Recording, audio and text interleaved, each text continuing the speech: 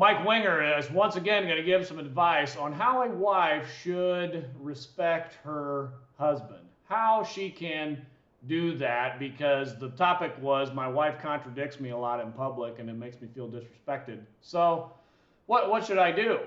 I mean, you obviously can't give a few, you can't do that. So what should the Christian husband do, right? This is the Christian husband. What should the Christian husband do? Now, to level set, I want to come back to this, and I want to level set. I know the past couple of shows I've tried to level set and to get our minds straight on what should be happening here. Now, in regard to respect, RESPECT, find out what it means to me. In regards to that, does Scripture speak to that for the wife and the husband? Well, yes, it does. Yes, it does. There's not, I would say in aggregate, let's just take in the New Testament, there's not a ton of instruction there for husbands and wives. But what is there, which we could say is a pretty small percentage of the New Testament, what is there is very explicit in what it says. Here it is, Ephesians 5:33. It says, let the wife see that she respects and reverences her husband. Which means, this is what this translates to, what this means is that she notices him, regards him, honors him, prefers him, venerates him, esteems him, that she defers to him, she praises him, she loves and admires him exceedingly. Boy, I like that adverb at the end. She loves and admires him exceedingly. That is what it means to respect and reverence your husband. This is the explicit command to Christian wives in marriage. Now, with that in mind, now we've got our mindset. Let's go to what Mike Winger has to say about a wife disrespecting her husband in public. Here we go. We'll give one for the husbands here. My wife will not respect me. She counters me in front of other people. Honestly, this is the one thing that drives me nuts. We're with a bunch of husbands and wives, and the husband will say, last Tuesday, and she'll be like, no, it was Monday. We went on vacation last June. No, it was May. And this is constant. And I'm like, would you stop? And it feels very disrespectful to a husband, and I get that. So what should a wife respecting her husband look like? Well, I mean, ideally it should look like she respects you, right? It just looks like she respects you. Now notice, Mike is not going to give any concrete examples here because he can't. He can't give any. I want you guys to notice this because of this. Mike will not give concrete examples of what this should look like day to day in a marriage. Here we go. But here's the thing I discovered in my own marriage is that I have like a different measure of respect than my wife did.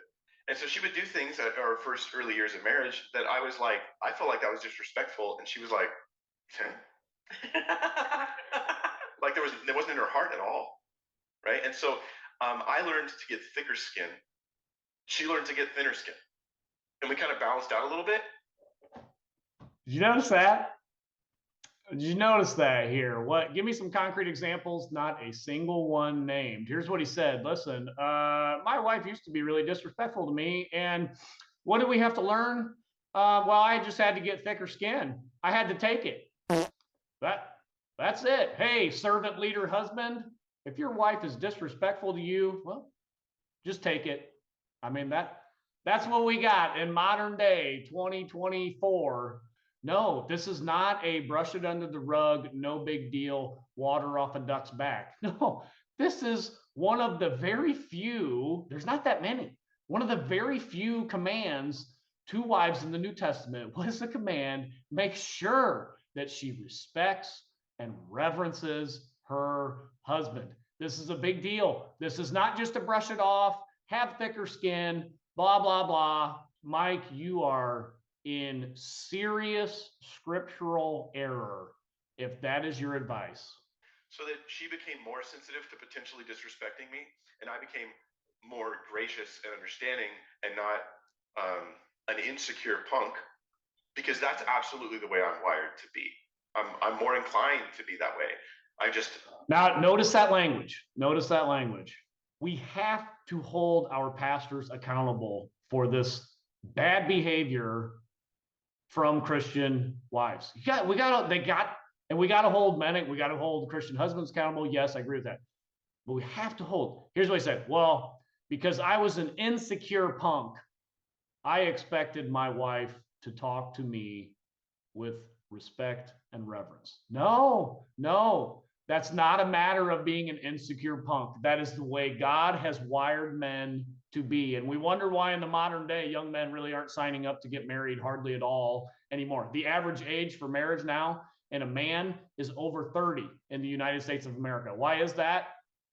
Why? Because what are you going to get married? You put a ring on her finger and she'll just respect you so much for that? No, she'll probably treat you like a little kid when you get married. I mean, come on. This is the modern culture that we live in. It is not that you're an insecure punk, that you would like your wife to treat you with respect. No, that is the wrong message to send to all the husbands there. Wow.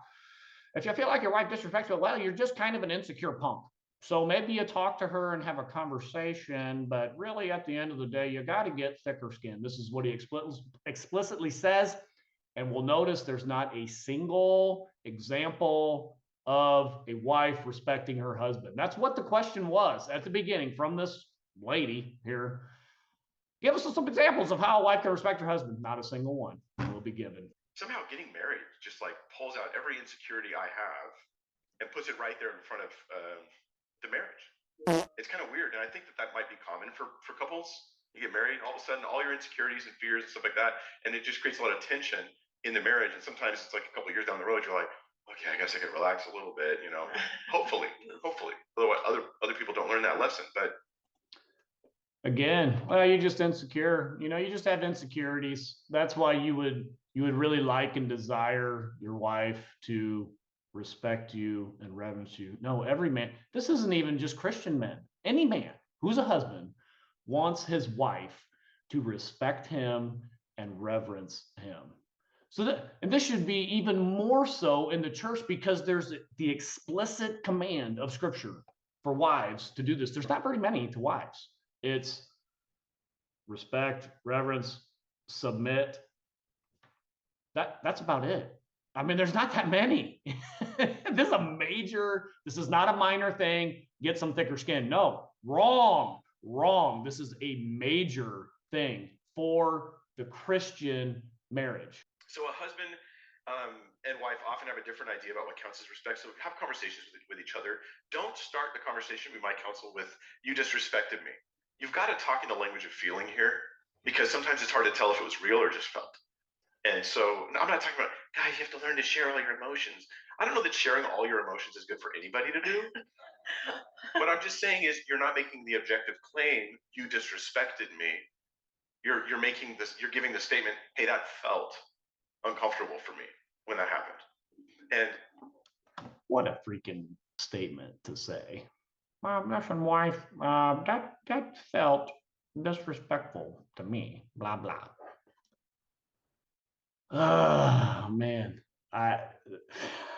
No, it is good. You do have to give instruction to a wife that's being disrespectful. Say, listen, that's disrespectful. Most women know when it's disrespectful. I would say, if you want to check them, if you want to just have a check of whether this is respectful or disrespectful, ask your woman, your wife, or whatever, say, hey, would you say that to your boss? Because, I mean, almost all women are working now. Say, hey, is that something you would say to your boss? Or maybe if she really has a good relationship with her father, we say, hey, would you say or do that to your father? And if the answer is no, then you say, well, why do you do it to me? Because you're supposed to respect and reverence me. So why do you show more respect to your boss than you do to me? That's a good question to ask. It's not a matter of, hey, just stop being insecure, have thick skin. We're talking about Christian marriage here, which is guided by what Scripture says. Perhaps you could say, I know you don't mean to disrespect me, but it does feel that way to me. More kid gloves. You gotta have kid gloves. Sensitive to it. Because this doesn't require her to admit fault that what she did was objectively wrong. And does it matter at that point? You're learning how to work together. Because the worst thing in your marriage would be to require your wife to admit fault that what she did was wrong, that it was objectively wrong, to speak to you in a disrespectful way. Well, we don't want that. No, heavens, no. Oh my God, what? So the example is, she counters what I say in front of people. So my questions are, is she nitpicking? Because love is not rude. Okay, so if it's just, I'm just nitpicking you, she may honestly think I'm just helping. I'm just helping you. Do. Like, just help me your memory. Yeah, just, You can help people to death sometimes, though, and you need to be careful. I'm really helping you. And you're like, well, it doesn't feel like helping the time. Now, some husbands are kind of stupid, and they say wrong things a lot, and their wife is smart. And so their wife's like, well, he's just wrong a lot, and I'm just fixing it, Yes. That's some husbands are just stupid. So their wives have to correct them. Well, that could be the case. Can you imagine if somebody asked a question about a wife doing something wrong, and Mike said, oh, you know what? Some wives are just silly bimbos, and they just don't know what they're talking about. In no universe would that ever be said. And get out of here, man. I mean, yes, there can be husbands that need to be more wise, but can you imagine him saying that about a wife? Oh, yes, wife, some silly dumb wife does dumb things, and you just got to bear with her, blah, blah. No, that would never be said, ever. I think they need to find ways to see through this. It's okay just to let him say something dumb. Everybody knows it's dumb. It's fine. You don't have to fix it. I'm just being real with you guys. I've seen guys. Yeah. Everybody knows your husband's stupid and dumb. Yeah, you don't need to correct him. Well, he's just a dummy. Well, I mean, just live with it. Whatever. I mean, that's just what it is. What it is. Oh, what can you do? So there's steps to take before countering your husband in public. Here's my thoughts on this. And I'll get reamed by feminists for even offering something like this. But here's steps. And the steps he offers, no, he would not. There wouldn't be a feminist that would ream him for any of the things that he's going to say. None of them. None of them. Is this issue really important? Is it going to matter even 2 minutes from now, right? The thing I'm about to correct, or is it like, whatever? Is it really helping? Because good intentions can go wrong here. I fixed the error, but did I help the scenario? That's the question. Can I wait until we're in private instead? Because then that will take the embarrassment away from the correction. Sometimes you can't. The thing, you gave them wrong directions. I kind of have to say something now because you're about to cause them harm. Okay, now you're gonna get all mad at me later, and like that's your issue. I'm gonna do as graciously as I can, but you're hurting somebody. Like I think that seems wise. Can you say it with grace instead of saying you're wrong? You could say like, don't forget this other thing, or do you remember this? And there's just like a nice way to say, my wife's really good at this. She learns because I'm like apparently I'm all insecure. Hard to imagine. No, yes, my wife has learned to do this because apparently I'm so insecure. Yeah, I actually expect her to follow the command of Scripture for Christian wives to respect and reverence their husband. So no, this is not a laughing matter, Mike. This is not a laughing matter. This is serious. This is causing a lot of marriages to break up because men are tired of being disrespected all the time because our culture propagates this over and over and over again, that the husband, the father, he's just a blathering idiot on every movie, every show, every TV show, every series. Every one of them is the same thing for the father. What is he? He's an idiot. He's a blathering fool. And you are saying the same things right here, the same things, the same crap you're propagating, trying to teach Scripture, I guess. This is apostate. I don't know, man. I feel like I, in many ways, am a deeply insecure person.